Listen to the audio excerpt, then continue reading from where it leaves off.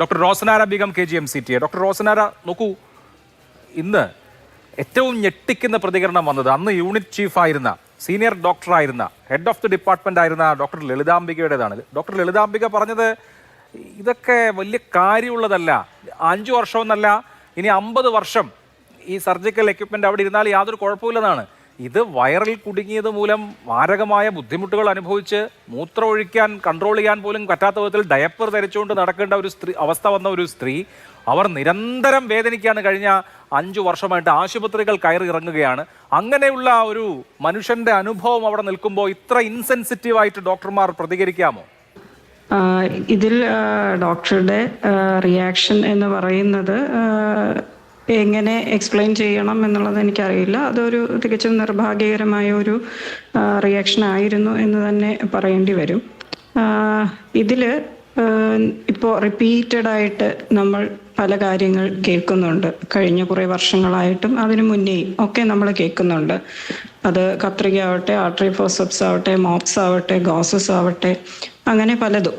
അപ്പോൾ എന്തുകൊണ്ടാണ് ഇത് സംഭവിക്കുന്നത് എന്നുള്ളതിനെക്കുറിച്ച് ഒരു റൂട്ട് കോസ് അനാലിസിസ് ഇന്ന് വരെ നടന്നിട്ടുണ്ടോ?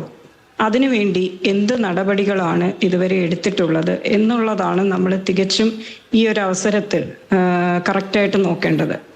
ഒരു മെഡിക്കൽ കോളേജിൽ ഒരു സർജറി നടക്കുമ്പോൾ റുട്ടീനായിട്ടും അഡോപ്റ്റ് ചെയ്യുന്ന ഒരു പ്രൊസീജിയർ എന്ന് പറയുന്നത് ഡോക്ടർ ഉണ്ടാവും, ഒരു സ്ക്രബ് നഴ്സ് ഉണ്ടാവും. അപ്പോൾ ഡോക്ടർക്ക് സർജറി ചെയ്തുകൊണ്ടിരിക്കുകയാണ്. അപ്പോൾ സ്ക്രബ് നഴ്സാണ് ഇൻസ്ട്രുമെൻസും മോപ്സും ഗോസസും ഒക്കെ ഹാൻഡ് ഓവർ ചെയ്യുന്നത്. ആ ഹാൻഡ് ഓവർ ചെയ്യുന്ന സമയത്ത് അതിനൊരു കൗണ്ട് വെക്കും.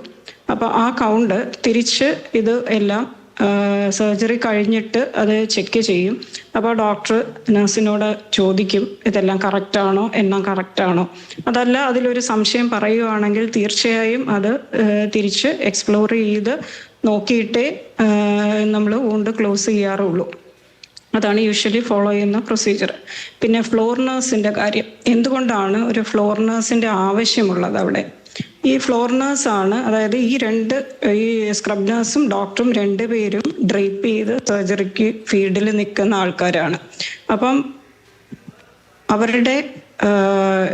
അവർ പറയുന്ന കൗണ്ടുകൾ വെരിഫൈ ചെയ്യാനും കൃത്യമായി ആ എണ്ണം ശരിയാണോ എന്ന് പരിശോധിക്കാനും കൂടെ ആ ഫ്ലോർ നഴ്സ് ഹെൽപ്പ് ചെയ്യുന്നുണ്ട്. അപ്പോൾ നമ്മുടെ ഒരു സാഹചര്യത്തിൽ വളരെയധികം സ്റ്റാഫ് ഡെഫിഷ്യൻസി ഉള്ളതുകൊണ്ട് നഴ്സുമാരുടെ കുറവുകൾ, വാർഡുകളിൽ തന്നെ നഴ്സുമാർ കുറവാണ്, തിയേറ്ററുകളിലും. അതുകൊണ്ട് ഫ്ലോർ നഴ്സുകളുടെ എണ്ണം പലപ്പോഴും കുറവായിരിക്കും. ഒരു തിയേറ്ററിനാകെ ചിലപ്പോൾ ഒരാളെ ഒക്കെ ഉണ്ടാവാറുള്ളൂ. പക്ഷേ അപ്പോൾ എവിടെയാണ് പ്രശ്നം എന്നുള്ളത്? അതൊരു ഡോക്ടറുടെ മാത്രം പ്രശ്നമാണോ? ഇപ്പോൾ ഓരോ ഇഷ്യൂസ് വരുമ്പോഴും ഒരു നീജാക്ക് റിയാക്ഷൻ പോലെ ഒരു ഡോക്ടറെ സസ്പെൻഡ് ചെയ്യുന്നത് കൊണ്ട് തീരുന്നുണ്ടോ ഈ പ്രശ്നങ്ങൾ? ഇല്ലല്ലോ, വീണ്ടും വീണ്ടും നമ്മൾ പ്രശ്നങ്ങൾ കണ്ടുകൊണ്ടിരിക്കുകയാണ്. അപ്പൊ എവിടെയാണ് ഇഷ്യൂ ഉള്ളത്? ആ ഒരു പ്രശ്നത്തിൽ ഡോക്ടർ മാത്രമാണോ ഉത്തരവാദി? ആ ഡോക്ടറോടൊപ്പം ഉണ്ടായിരുന്ന സ്ക്രബ് നഴ്സ് ഉണ്ട്, അല്ലെങ്കിൽ നിങ്ങൾ എന്തുകൊണ്ട് ഒരു ഫ്ലോർ നഴ്സിന്റെ അവൈലബിലിറ്റി അവിടെ ഇല്ല?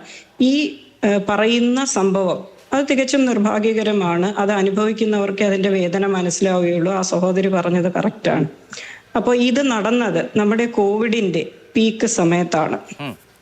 ആ കോവിഡിന്റെ പീക്ക് സമയത്ത് നമ്മുടെ ഹെൽത്ത് കെയർ സ്റ്റാഫിനെ എല്ലാം തന്നെ 95% സ്റ്റാഫിനെ നമ്മൾ കോവിഡ് കെയറിനായിട്ട് ഡിപ്ലോയ് ചെയ്തിരുന്ന ഒരു സമയമാണെന്ന് ആലോചിക്കണം. അപ്പോൾ ആ സമയത്ത് നമ്മൾ ഇലക്റ്റീവ് കേസസ് ചെയ്യുമ്പോൾ ശരിക്കും പറഞ്ഞാൽ ഒരു എമർജൻസി നേച്ചറുള്ള, ഇപ്പം ഫോർ എക്സാമ്പിൾ ഒരു വലിയ ഫൈബ്രോയിഡ് അല്ലെ ബ്ലീഡിങ് ടെൻഡൻസീസ് ഉള്ള അല്ലെ എന്തെങ്കിലും കോംപ്ലിക്കേഷൻസ് ഉള്ള കേസുകളാണ് യൂഷ്വലി ഇലക്റ്റീവായിട്ട് ചെയ്തിട്ടുള്ളത്. അല്ലാതെ റൊട്ടീൻ സർജറീസ് എല്ലാം തന്നെ അന്ന് ചെയ്യുന്നുണ്ടായിരുന്നില്ല നോൺ കോവിഡ് കേസസ്. ഞാനിവിടെ തിരുവനന്തപുരത്ത് കോവിഡ് നോഡൽ ഓഫീസറായിട്ട് വർക്ക് ചെയ്തതാണ്, അതുകൊണ്ടാണ് ഞാനത് കോൺഫിഡൻ്റ് ആയി പറയുന്നത്. അപ്പോൾ ഈ കേസിൽ എന്തായിരുന്നു ഇൻഡിക്കേഷൻ? അപ്പോൾ അങ്ങനെ ഒരു എമർജൻസി തോന്നിയത് കൊണ്ടായിരിക്കാം ആ സർജറി ചെയ്തത്.